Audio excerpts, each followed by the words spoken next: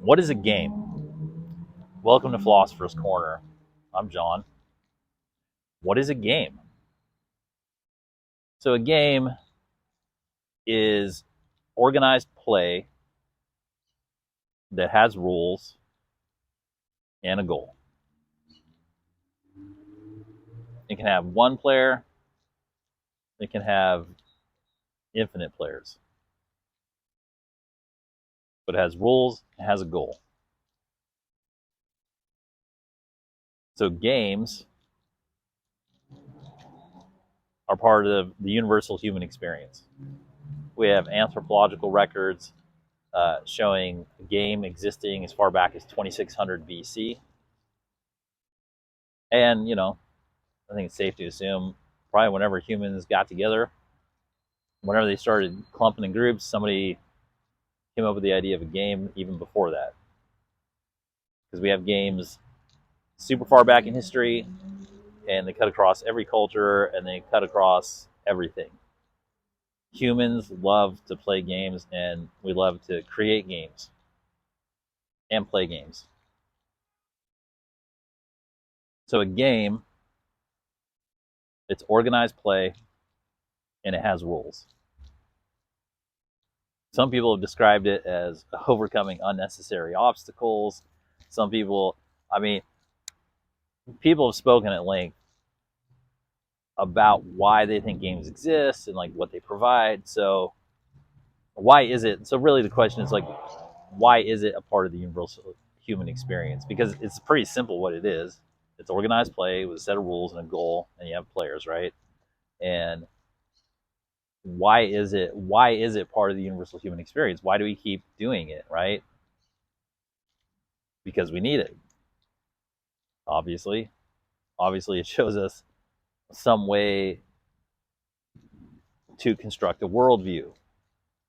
It gives us an opportunity in a safe environment to engage in a reality. Because what is the game? The game is reality.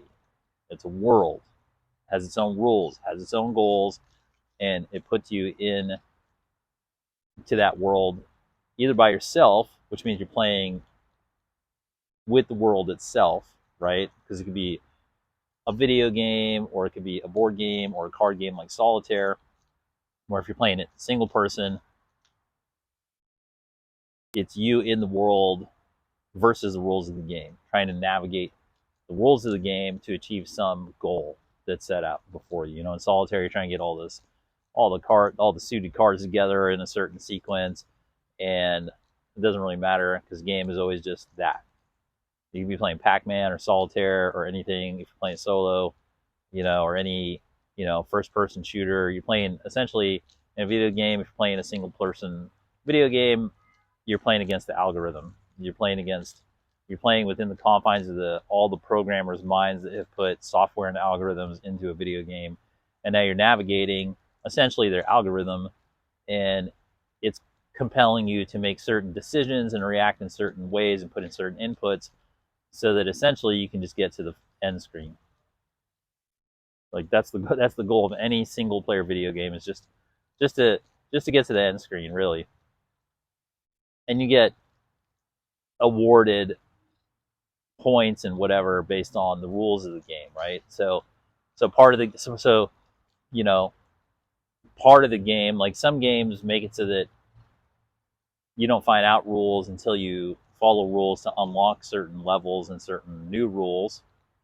And some games have it built in where the rules can be changed, right? Like Dungeons and Dragons is a game of creativity and imagination, where one of the rules is that rules can change, or rules can be expanded, or things are fluid, built into the overall structure of the rules of the game. Still, the end goal is to basically see the end screen. And in games, it's interesting because games are finite. So they give us, as we enter into a game, not only are we preparing ourselves to do something that we have a feeling is going to be enjoyable, because games typically are for amusement. They're not always, because some games are for training, and those aren't necessarily for amusement. They may be for like survival or whatever. But like games that you're entering into for amusement or enjoyment, Um, Part of that enjoyment is that you mentally know you can enter into a realm that has, it's a finite timeline. You're going to begin, you're going to end, there's going to be completion, and in that cycle, there's going to be experiences that are open for analysis, right? Especially in multiplayer games. When you start playing with other people, the game acts as a catalyst for human interaction, which probably explains the universality of it. Because it seems that bringing people together is typically there's a universal principle involved in bringing people together for constructive time windows. Because when you imagine people coming in to play a game together, whether it's like a board game, it's Monopoly or chess or backgammon, it doesn't really, it's literally any game, you just put these people in a philosophical thought exercise for game, right?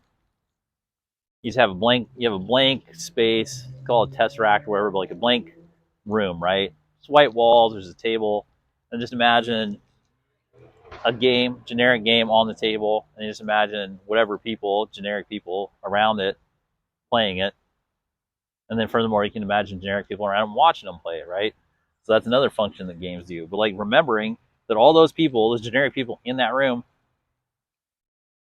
they're only in that room because there's a game and because they feel an attraction to it, right? And then you have the players, and you have the spectators, you have an audience, and you have a scene, right? Remember all those generic people in the room, this thought exercise, they could just be out in the overall infinite reality doing anything else. They could be out literally just doing anything in the reality because they're aware, conscious people having an experience in the universe. They could be out on a river, they could be meditating in a monastery, they could be at a buffet in Vegas, they could be doing anything, right? But they're all in this room playing this game or watching this game. They could be doing anything else. That's the power of a game, is that they're in this room, people around the board, they want to play this game, they want to win this game, at least some of them want to win this game ostensibly. The game's arbitrary. The game is a variable. The game is anything. The game is any set of rules for organized play that will bring these people together, and then in some cases bring an audience to watch them play. It's emanating and it's attracting because these people are coming in out of the reality and not doing other things in the reality to play the game. I think it's an important part of this analysis is that games have that effect all the way back as far as we can look in human history. It doesn't matter anything else that's going on in the reality. People always have time for games, to play games, to create games, to love games, to watch people play games. I mean, people will sit on the internet and watch people play video game replays all day. I've done it. Why? It's entertaining. Why? Because you're getting to watch people be people. You get to watch them analyze things. You get to watch how they are coordinated. You get to watch how they interact. You get to watch them give themselves in the pursuit of something, whether it's problem solving or teamwork or analytical thinking, or if depending on what the nature of the game is, because the nature of the rules of the game highlight different aspects and different talents of the people participating in the game, right? Some games are fun and silly and they reward fun and silliness, or acting, like a game of charades or Pictionary or something like that, where you have to act things out. Oh, okay, cool. People can act are extroverted. They, are empathic. They like get to show what they got, to the audience or to their friends, or just to win the game, to show themselves, right? As opposed to, oh, we're gonna play chess and it's super deep and introverted, almost totally intellectual. Ding, ding, ding, ding. Yes, my strategy is the best. To playing skee ball, where it's just like it's fun to throw a ball in a 1,000-point hole with the promise of prize tickets and stuffed animals, right? And each game attracts different types of people and different types of skills and different types of winners. And in that room where we have all these generic people just looking at this like generic game, we can see that a game is a powerful, attractive concept for human beings. We've done the science. throughout history. Games attract people, and people love games. And they love it because it's a multidimensional experience. We can be the player, we can be the audience, we can be both.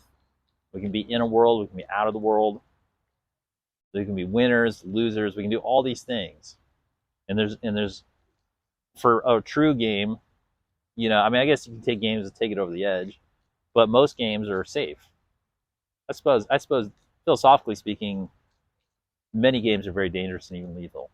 If we're going to be really philosophical, yeah, I mean, some people do play Russian roulette, and some people do other things, and some people adopt a game mentality about life itself because they see life as just a series of rules of goals, and that life itself is a game, and they live as such. And a lot of people do that. And there is some credence to the theory that if you find certain games, if you play enough games and you have enough game strategy and whatever, or you're good enough at games, that you see parallels between what's occurring in game world and playing games and applicable life lessons.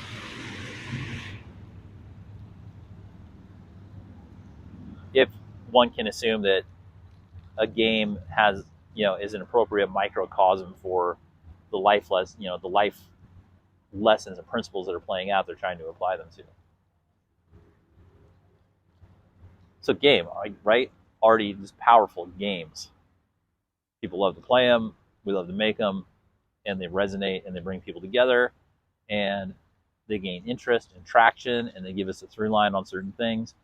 Also, in terms of its universality, games are something you can go back to because the rules, they really don't, they're not supposed to change. Most of the time they don't. But assuming the rules don't change, it's something you can go back to. It's familiar. You can get better at it. You can see yourself grow at it. It gives you calibration in addition to being fun and social and all these other things. It's a reliably enjoyable part of life for a lot of people, and that keeps us coming back. It can and does benefit us in terms of life skills. That's a fact. Depending on the game, depending on the rules, depending on what it teaches you. Not all games, but games in general.